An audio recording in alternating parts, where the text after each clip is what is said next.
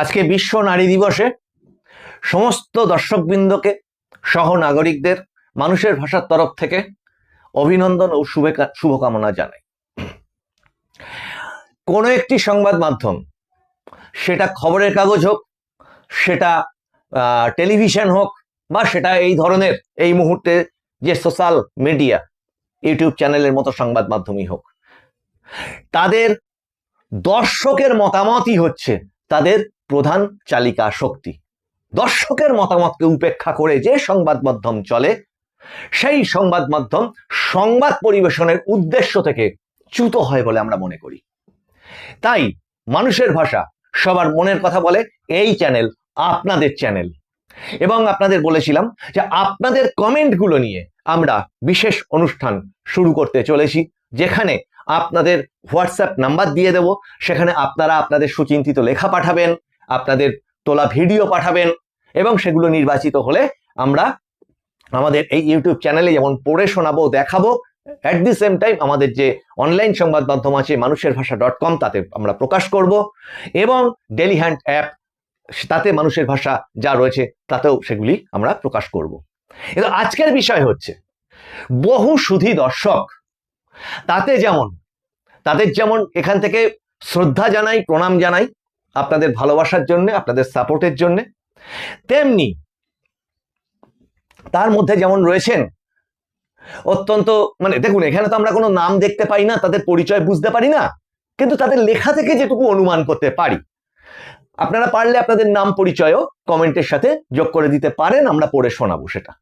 কিন্তু এই মুহূর্তে যেটুকু বুঝতে পেরেছি সেটা হচ্ছে যে বহু স্বনামধন্য বিজ্ঞানী, 80 ঊর্ধ্ব, অত্যন্ত বয়োজ্যেষ্ঠ, তাকে শ্রদ্ধা জানাই, তাকে প্রণাম জানাই তার কমেন্টগুলির জন্য। তেমনি হাই রাইজার বিল্ডিং এ থাকেন এরকম মানুষ যেমন আছেন, তেমনি সাধারণ মানুষ, মধ্যবিত্ত, নিম্নবিত্ত, আমরা যারা সাধারণ মানুষ, তাদের হয়তো সবার সামাজিক পরিচয় আমরা এই মুহূর্তে কমেন্ট থেকে বুঝতে পারি না, কিন্তু এটা সামগ্রিক বিভিন্ন স্তরের মানুষ যে এই সংবাদ মাধ্যমকে দেখছেন, সাপোর্ট করছেন, তার জন্য ধন্যবাদ। কিন্তু আজকের এপিসোডের বিষয় কোনটা? আজকের এপিসোডের বিষয় হচ্ছে যে বিরোধী দল বিজেপি তারা ঠিক কতটা প্রস্তুত শাসক দলের বিরুদ্ধে অ্যান্টি ইনকামবেন্সি ফ্যাক্টর থেকে শুরু করে বিভিন্ন ইস্যুর পর ইস্যু গড়াগড়ি খাচ্ছে রাস্তায়। যে এই রকম একটা দুটো ইস্যু অতীতে এক একটা সরকারকে পাল্টে দিয়েছে, এমনকি ভারতবর্ষের কেন্দ্রীয় সরকারকে পর্যন্ত চেঞ্জ করে দিয়েছে সামান্য এর তুলনায় অনেক সামান্য ইস্যু। সেইটার যদি ডিটেলে এখন যেতে চাই, এপিসোডটা অনেক দীর্ঘ হয়ে যাবে। কিন্তু এখানে যদি দেখা হয় খুব নিরপেক্ষভাবে, যে ইস্যুর পর ইস্যু এই সরকারটার আমলে, একদম সেই প্রথম থেকে যদি ধরেন আপনারা, সেই সারদা নারদা থেকে শুরু করে চিটফান্ড কাণ্ড, রোজ ভ্যালি কাণ্ড ইত্যাদি দিয়ে পরপর চলছে। তৎপরবর্তীতে কোভিডের সময় ভ্যাকসিন চুরি পর্ব, তারপরে চাল রেশনের চাল দুর্নীতি, গরু পাচারকারী ওটাকে কি মামলা, কয়লা নিয়ে দুর্নীতি, বালি নিয়ে দুর্নীতি, বিভিন্ন রকম জমি লুট নিয়ে দুর্নীতি, একটার পর একটা এসেছে। সমস্ত কিছুতে এই জমে থাকা ক্ষোভে, পুঞ্জীভূত ক্ষোভটার মধ্যে ওই যাকে বলে আগুনের মধ্যে ঘি দেওয়া, ঘৃতাহুতি, সেইটা হয়েছিল আরজি কর। আজ নারী দিবস, আশা করি আরজি করকে আপনারা কেউ ভুলে যাননি। আমাদের প্রত্যেকের ঘরে মেয়ে, আমাদের কন্যা আছে, স্ত্রী আছে, মা আছে, কাকিমা, জেঠিমা, এরা সবাই আছেন। আমরা মাতৃশক্তির আরাধনা করি, মা কালী থেকে, মা দুর্গা থেকে শুরু করে তাদের আমরা আরাধনা করি। এমনকি আমাদের এই সমাজে আমরা কুমারী পূজা করি, নারীকে আমরা ঈশ্বর তুল্য জ্ঞানে দেখি। কিন্তু সেই সমাজেই প্রচুর অধঃপতন, প্রচুর অসভ্যতামি, সেগুলোর মুখে ভাষা দিয়ে প্রকাশ করা যাবে না। দেশের প্রচুর আইন থাকা সত্ত্বেও আজকের আমাদের দেশের এই নারী সমাজ অনেক রকম ভাবে ক্ষতিগ্রস্ত।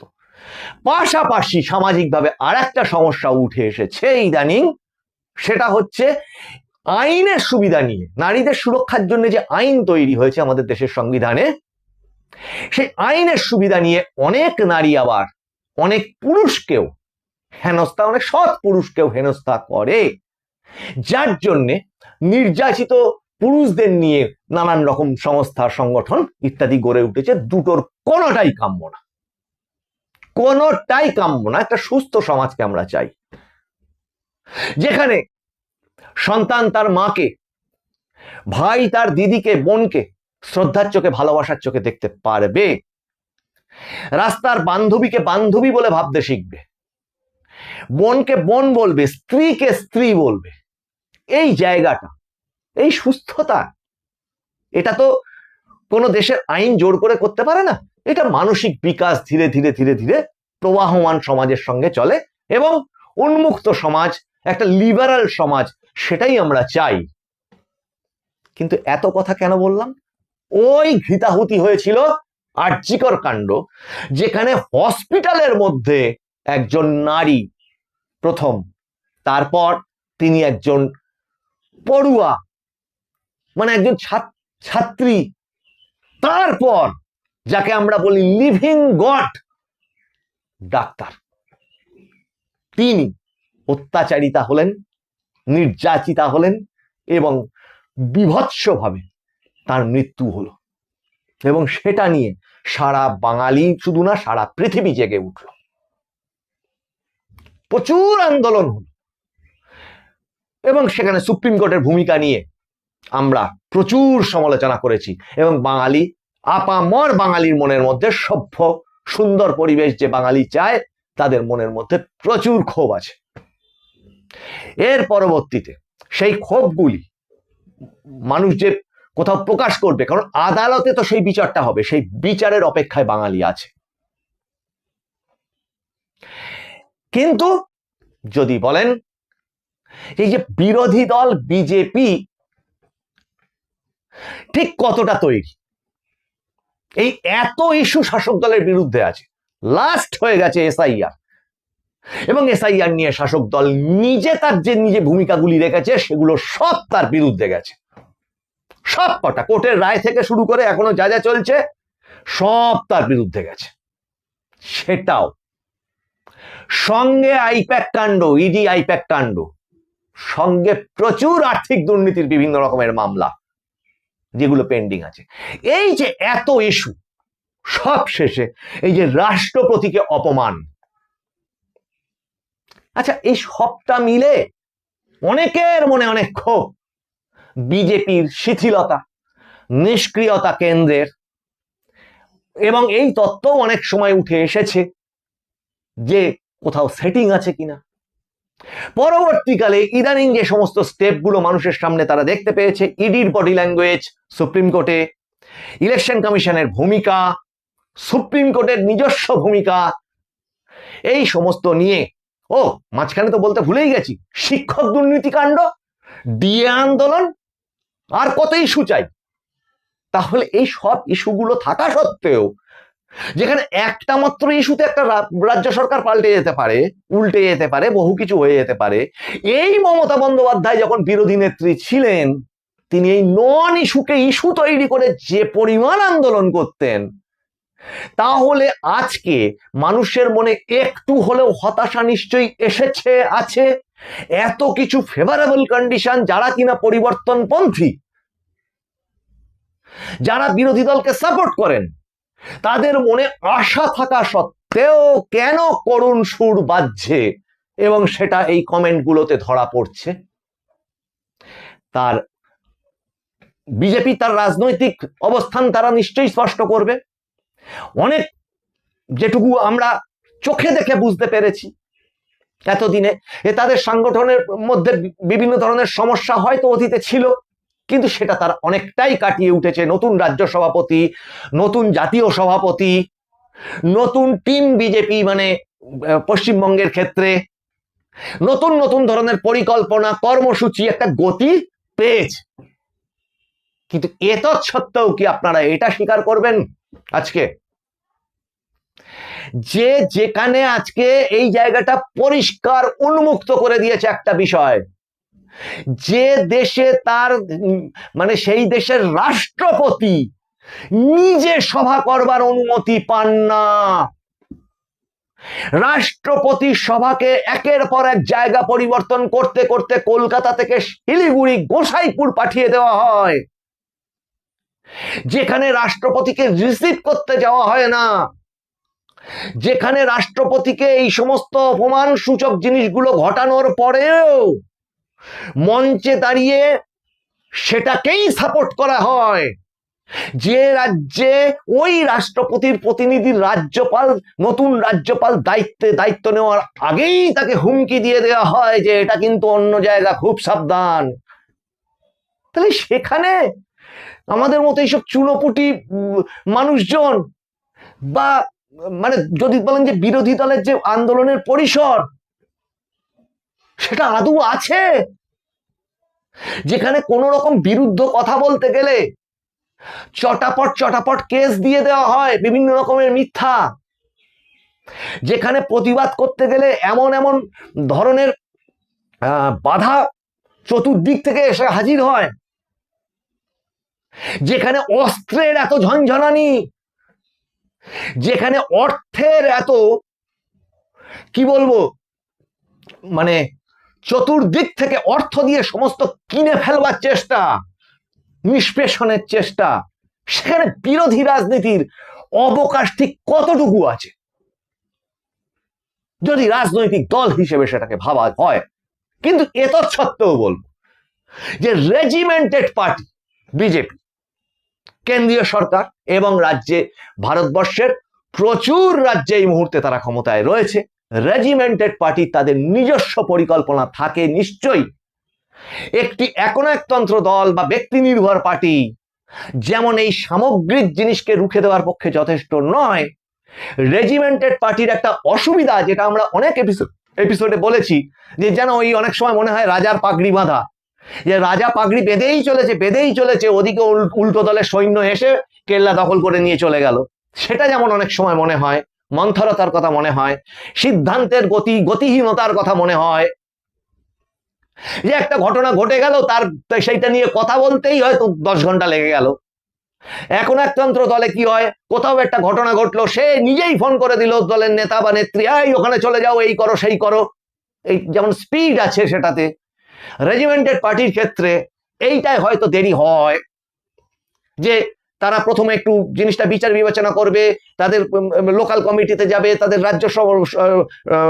রাজ্যের যে কমিটি আছে সেখানে যাবে, কেন্দ্র কমিটিতে যাবে, সেখান থেকে আবার সিদ্ধান্ত হতে হতে যখন তার কাছে আসবে সে হয়তো একটা বক্তব্য রাখবে। এটা একটা এই জায়গাটা গতি আনার দরকার আছে রেজিমেন্টেড পার্টির।